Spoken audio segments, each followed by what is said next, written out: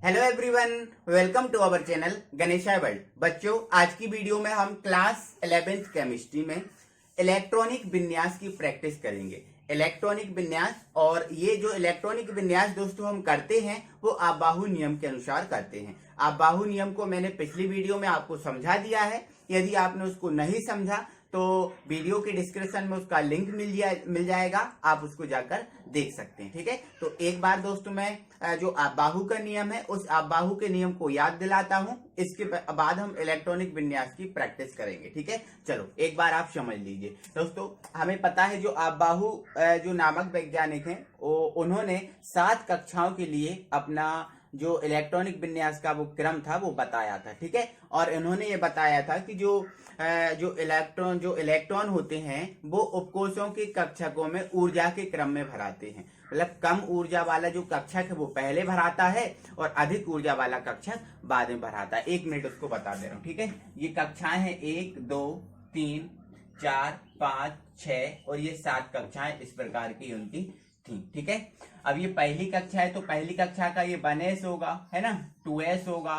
दूसरी कक्षा है 2p होगा, है ना, 3s 3p 3d होगा, है ना। पहली कक्षा के पास केवल 1s होता है, दूसरी कक्षा के पास 2s और 2p होता है, तीसरी कक्षा के पास 3s 3p और 3d होता है, और चौथी कक्षा के पास क्या होगा, 4s 4p 4d और 4s। ये है ना, मतलब चौथी कक्षा से चारों कक्षक स्टार्ट हो जाते हैं और वो अंत तक चलते हैं। बट मैंने यहाँ पर नहीं लिखे, है ना, तो मैंने यहाँ पर नहीं लिखे। इसका मतलब ये नहीं कि चौथी कक्षा के बाद यहाँ पर जो उपकोष है ना वो घट जाते हैं, नहीं। यहाँ से जब 4 कक्षक उपकोष स्टार्ट हो जाते हैं तो वो अंत तक 4 उपकोष अंत तक 4 उपकोष चलते हैं। ठीक है, बस इतना याद रखना है कि पहली कक्षा के पास केवल 1s होता है, दूसरी कक्षा के पास S और P होता है, तीसरी कक्षा के पास S P D और होता है, और चौथी कक्षा के पास S P D और F होते हैं। मतलब फिर वो अंत तक चलते हैं। ठीक है, तो ये 5S 5P है ना, 5D है ना, 6X 6P है ना, और ये हो गया हमारा 7S। ठीक है, अब इन्होंने क्या क्रम बताया था, तो सबसे पहले इन्होंने बताया था कि पहले आप किसको भरो, 1s को भरो। ठीक है, इसके बाद जो कक्षक है ना वो यहाँ से वापस लौट जाएगा और आप किसको भरना, फिर आप 2s को भरना।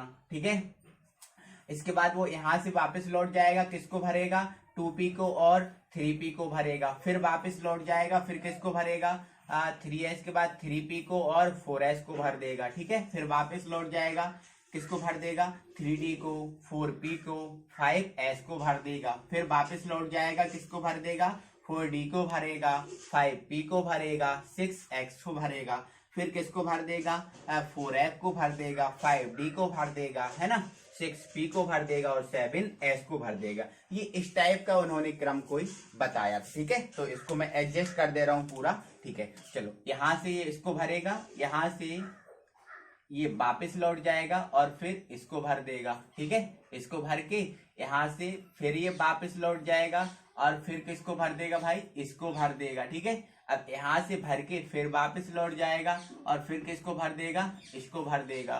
ठीक है, फिर यहाँ से वापस लौट जाता है और फिर किसको भर देता है, इसको भर देता है। ठीक है, फिर यहाँ से वापस लौट जाता है, फिर किसको भर देता है, इसको भर देता है। ठीक है, फिर यहाँ से वापस लौट जाता है, किसको भरता है, इसको भरता हुआ चला जाता है। ये हमारा आबाहु का नियम था। ठीक है, अब इसके अनुसार हमें इलेक्ट्रॉनों को भरना है। ठीक है, S को भरना है, फिर 2s को भरना है, फिर 2p को, फिर 3s को, इस टाइप से आपको भरना है। ठीक है, चलो एक चीज और समझ लो। अब आपको पता है S में कितने इलेक्ट्रॉन भराते हैं, एक कक्षक होता है। कक्षक कितना होता है, एक होता है और 2 इलेक्ट्रॉन भराते हैं। ठीक है, P में कितने कक्षक होते हैं, 3 कक्षक होते हैं और कितने इलेक्ट्रॉन भराते हैं, 6। ठीक है, D में 5 कक्षक होते हैं और कितने इलेक्ट्रॉन भराते हैं, 10। और F में 7 कक्षक होते हैं और इलेक्ट्रॉन कितने भराते हैं, 14। इस चीज को मैंने आपको क्लियर पहले ही भी बहुत बार क्लियर कर दिया, आज भी बता रहा हूं। ठीक है, तो अब हम इलेक्ट्रॉनिक विन्यास में दोस्तों पहुंचते हैं। ठीक है, तो सबसे पहले दोस्तों जो हाइड्रोजन है उस हाइड्रोजन का हम इलेक्ट्रॉनिक विन्यास देखेंगे।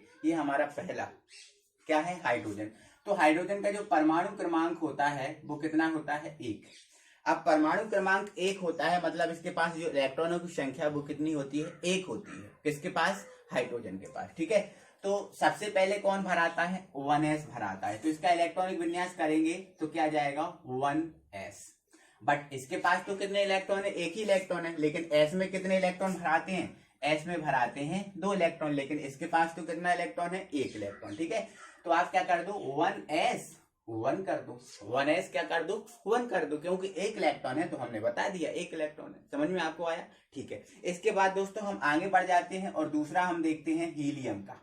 ठीक है, तो आपको पता है हीलियम का कितना परमाणु क्रमांक होता है, 2, मतलब हीलियम के पास कितने इलेक्ट्रॉन होते हैं, 2 होते हैं। ठीक है, तो सबसे पहले भराता कौन है, 1s भराता है, तो है ना, तो 1s। अब इसके पास कितने इलेक्ट्रॉन है, 2, तो ये 2 भर दो। समझ में आपको आ रहा है? ठीक है, इसके बाद हम लिथियम की अगर बात करें तो लिथियम के पास कितने इलेक्ट्रॉन होते हैं, 3 होते हैं। कितने होते हैं, 3। ठीक है, तो अब देखो सबसे पहले कौन भराता, 1s भराता है, तो 1s में कितने इलेक्ट्रॉन आते हैं, इसके पास कितने इलेक्ट्रॉन है, 3, लेकिन 1s में कितने भराते हैं, केवल 2 भराते हैं। ठीक है, तो पहले क्या लिख दोगे आप 1s2, क्योंकि 2 भराते हैं। अब इसके बाद भी कितना इलेक्ट्रॉन बचा है, 1 बचा है, तो वो इलेक्ट्रॉन अब किस में भराएगा, देखो s में तो 2 भराते हैं तो भर गया, अब वो किस में भरेगा, तो अब वो भरेगा किस में, 2s में भरेगा। किस में भरेगा, 2s में। तो आप किसको भरोगे, 2s को। ठीक है, तो 1s हो गया पूरा, अब 2s, तो लेकिन 2s s है तो 2 इलेक्ट्रॉन भराएंगे, लेकिन इसके पास बचा कितना इलेक्ट्रॉन है, केवल 1 इलेक्ट्रॉन बचा है। ठीक है, तो 2s में केवल कितना इलेक्ट्रॉन भराएगा,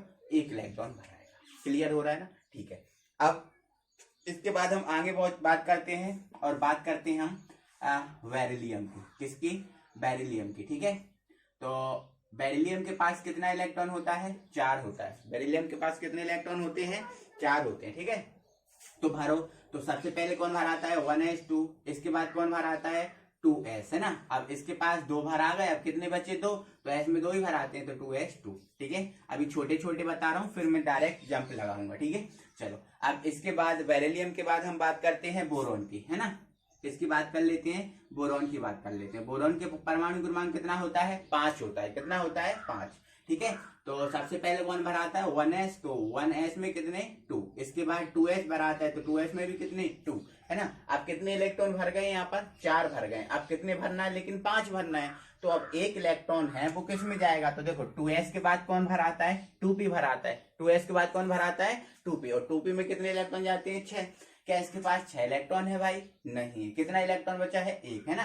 तो जो 2p है उसमें कितना इलेक्ट्रॉन भराएगा, 1 भराएगा। क्लियर हो रहा है? ठीक है, अब थोड़ा सा हम जंप लगाते हैं और डायरेक्ट हम पहुंच जाते हैं फ्लोरीन पे या फिर ऑक्सीजन पे पहुंच जाते हैं। ठीक है, किस पे, ऑक्सीजन। तो ऑक्सीजन का परमाणु क्रमांक कितना होता है, 8 होता है। कितना होता है, 8। ठीक है, तो देखो सबसे पहले कौन भराता है, 1s, और s में कितने, 2, इसके बाद कौन भराता है, 2s, 2s में कितने, 2, है ना। इसके बाद कौन भराता है, 2p भराता है। तो देखो 4 तो भर गए, अब बचे कितने, 4, बचे कितने, 4, तो 4 भर गए, 4 बचे, तो 4 किस में भरा जाएंगे, p में, क्योंकि p में अधिकतम कितने भरा सकते हैं, 6, तो p में भरा जाएंगे। तो आप कितने लिख दोगे, p4। समझ में आपको आया? देखो 2, 4 और ये 4, 8। समझ में आपको आया? ठीक है, इसके बाद दोस्तों हमारा ये ऑक्सीजन का हो गया। अब थोड़ा सा हम और जंप लगाते हैं और हम पहुंचते हैं एल्यूमिनियम पर। किस पर पहुंचते हैं, एल्यूमिनियम पर। ठीक है, अब एल्यूमिनियम का परमाणु क्रमांक कितना होता है, 13 होता है। ठीक है, अब हमें इन 13 इलेक्ट्रॉनों को भरना है। तो सबसे पहले कौन भराता है, 1s, तो 1s।